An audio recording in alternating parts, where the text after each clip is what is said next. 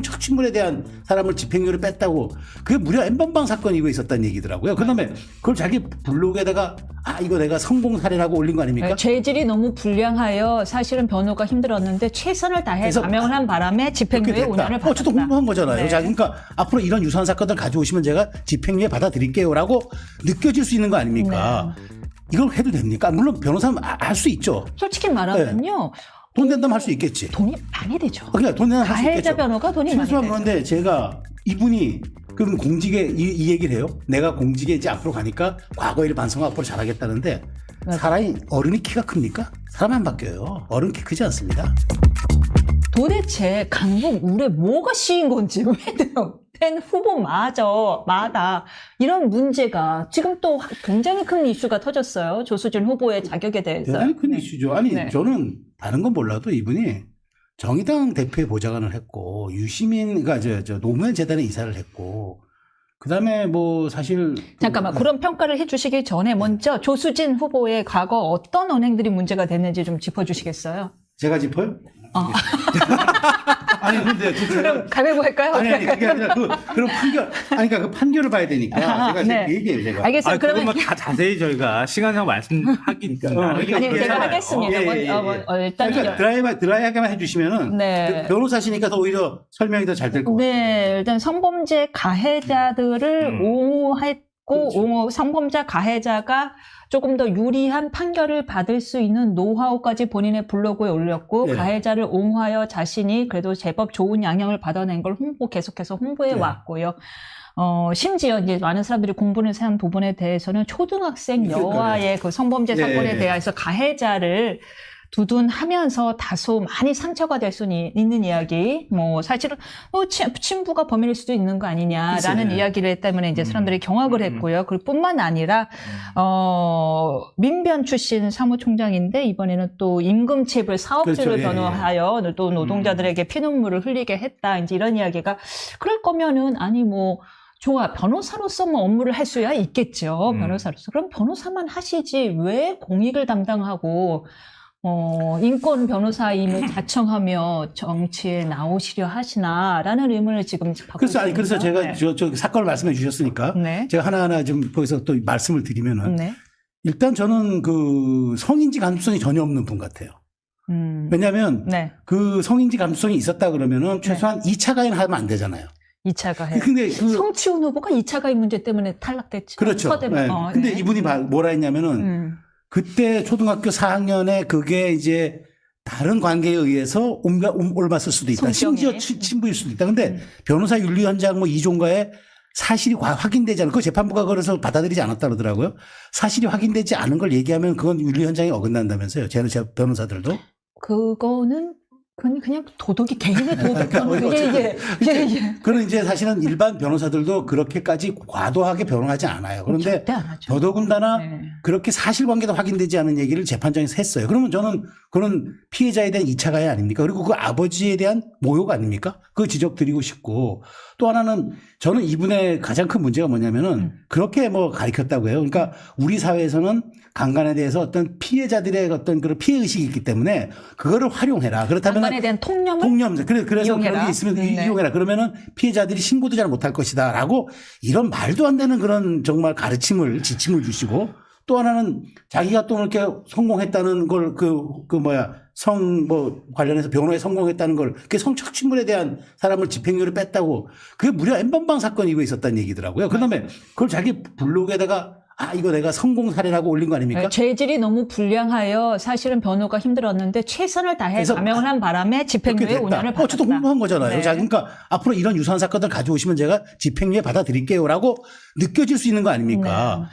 이걸 해도 됩니까? 물론 변호사는 할 수 있죠. 솔직히 말하면요. 돈 된다면 할 수 있겠지. 돈이 많이 되죠. 그러니까 돈 내면 할 수 있겠죠. 가해자 변호가 돈이 많이 최소한 되죠. 그런데 제가 이분이 그럼 공직에 이 얘기를 해요. 내가 공직에 이제 앞으로 가니까 과거 일을 반성하고 앞으로 잘하겠다는데 맞아. 사람이 어른이 키가 큽니까? 사람 안 바뀌어요. 어른 키 크지 않습니다. 어른이 아니에요. 만약 그럼 바뀐다면 해도 됩니까? 아니 근데 네. 진짜 좀 바뀌길 기대하는데 네. 저는 이런 분을 그러니까 말하자면 진보당 그러니까 이 진보 영역에서 뭐 국회 보좌관도 있었고 그다음에 그런 노무현 재단의 이사도 하신 이런 분이 그런 타이틀을 달고 이런 변호를 했는데 그럼 앞으로 공직 간다고 배지 단다고 달라질까요? 저는 이 민주당은 도대체 이런 성인지 감수성이라든가 여성들에 대한 폭력에 대한 여성들의 의원들의 반응 이런 것들이 너무 조악하기 짝이 없어서 어쨌든 저는 이거는 민주당이 이제는 공천이 오늘 내일 신고니까 이제 오늘 내일 오늘이죠. 등록이니까 예. 민주당이 짊어지고 가야 할 업보다. 그리고 이 문제에 대해서는 두고 아마 후과를 치를 것이다라고 네. 이제 말씀드립니다. 매사 공정하면서 매사 까칠한 시설을 항상 유지해 주시는 우리 김성은 평론가님. 이렇게 앞에서 말씀하실 때 이렇게 옷매무새를 정말하게 가다 놓고 이렇게 지켜보고 있었어요. 예. 네, 참 여권 주동자 말씀이세요. 행동의 어퍼도 논평을 통해서 사실 오늘 등록인데 공천 취소하라라고 촉구를 했습니다. 현실적으로 오늘이 등록이어서 이게 뭐 국민의힘에서 어떤지 모르겠어요. 비판할 수 있다고 보고요. 네. 저랑 마침 또 그 유튜브로 같이 했어요. 아, 예. 같이 해가지고 경선 경선 발표하던 날 아침에도 같이 유튜브를 했는데요. 아이고. 할 때 제가 네. 더 이상 안 봤으면 좋겠다. 경선에서 꼭 승리해라 이렇게 말씀드렸던 당사자로서 네. 제가 오히려 더 죄송하다는 느낌은 받는데, 근데 글쎄요. 사실은 비판받을 수 있다고 생각해요. 본인 스스로도 과거 그런 사건 수임했던 부분에 대해서 사과를 하기도 했잖아요. 근데 이거는 제가 마냥 옹호한다 이런 걸로 들어주지 않았으면 좋겠는데요. 네. 그러니까 형사사건을 그러면 우리나라 변호사들이 맡질 못할 거예요, 아마. 형사사건 맡은 변호사들은 아마 국회로 오지 못할 거예요, 제가 볼 때는.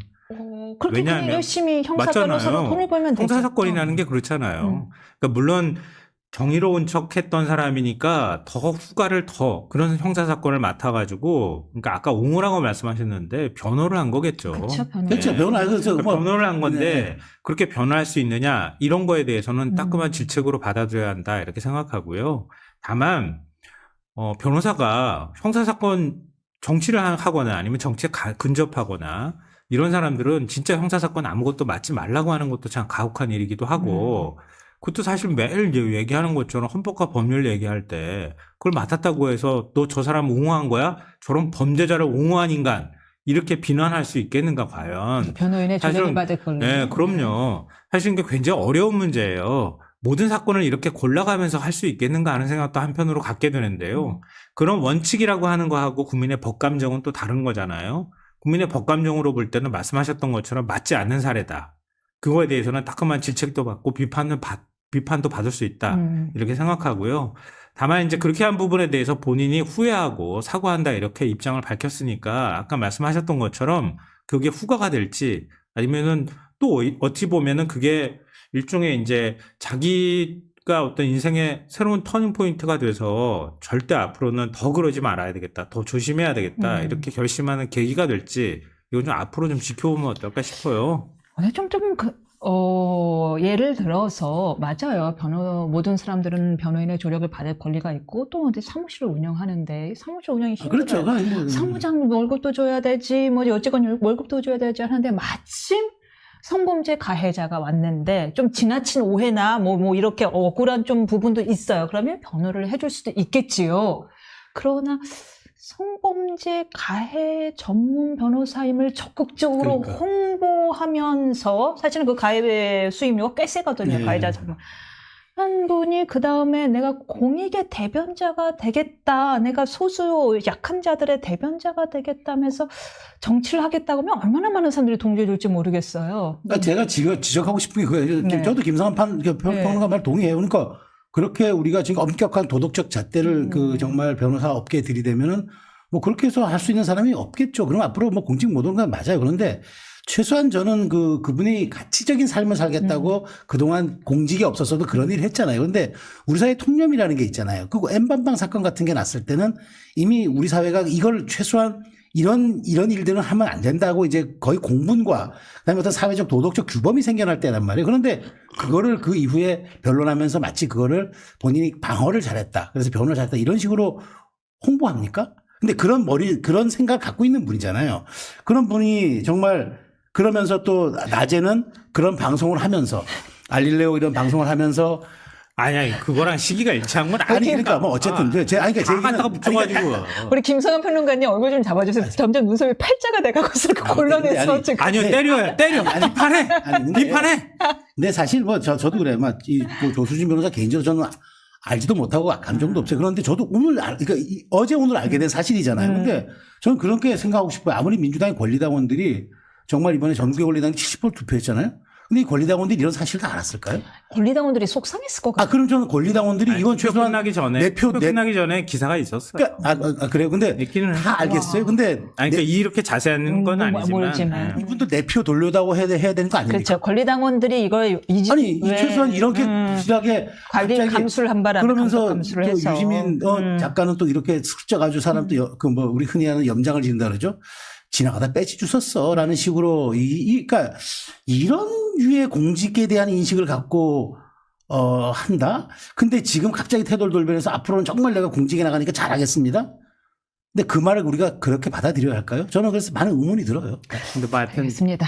농담 삼아 뭐 배치 주웠다 이 말은 반농이라고 얘기했지만 어쨌든 뭐 저랑 농담할 때 반농이라고 이렇게 할 얘기하더라고요. 거는 적절하지 못했다고 생각하고요. 정치인의 이 자세가 어떻게 해야 되는지 정말 이 정치는 그렇게 쉽게 되면 안 되겠다. 진짜 어렵다. 이런 생각을 다시 한번 자꾸 옆에서 보게 되니까요. 진짜 어렵다. 정치는 쉽게 내가 이 정도면은 마음대로 할 수 있을 것 같지. 한동훈 비대위원장은 뭐 여의도 사투리 안 쓰겠다 막 이렇게 하지만 막상 지금 정치하는 거 보면서 아마 굉장히 괴롭고 힘들 거예요. 진짜 정치가 어렵다는 생각을 저도 옆에서 많이 보거든요. 근데 좀 그런 건 있어요. 그러니까 맞아야 할 매 있으면 아까 제가 말씀드렸던 것처럼 때리세요. 맞아야지. 그거 안 맞겠다고 하면 오히려 더 맞는 거거든요. 그러니까 비판 받아야 될 거 있으면 마땅히 비판 받아야 된다고 생각하는데요. 다만 뭐 그런 거 있잖아요. 장해찬 후보도 저도 개인적으로 20대 때부터 봤어요. 그리고 제가 방송 진행할 때 장해찬 후보를 패널로 데리고 와가지고 같이 방송도 하고 그랬어요. 인연이 각별하시네요. 그래서 어떤 스타일의 사람인지도 알고요. 근데 점점점 정치에 발을 들이면서 말이 거칠어지고 이런 것들도 봤거든요. 근데 사실 저는 방송에서 그런 질문 되게 많이 받았어요. 장해찬 그 발언 어떻게 생각하십니까? 차마 말을 못 하겠는 거예요. 왜냐하면 저도 20대 때 국가 전복을 막 꿈꾸기도 했어요. 근데 그렇잖아요. 저는 그때 전복을 먹었어요. 저는 바닷가에서 확 망해버려라. 전복구이를 꿈꾸셨군요. 전복까지는 안 해도 그냥 전복구이 했어요. 확 망해버려라 이런 생각도 했단 말이에요. 그러니까 그런 것까지 다 소환해가지고 그때 너 똑바로 들었어야지 이렇게 얘기하는 건 좀 가혹하다는 생각도 했어요. 그래서 방송에서 차마 그런 얘기들 못 하겠는 거예요.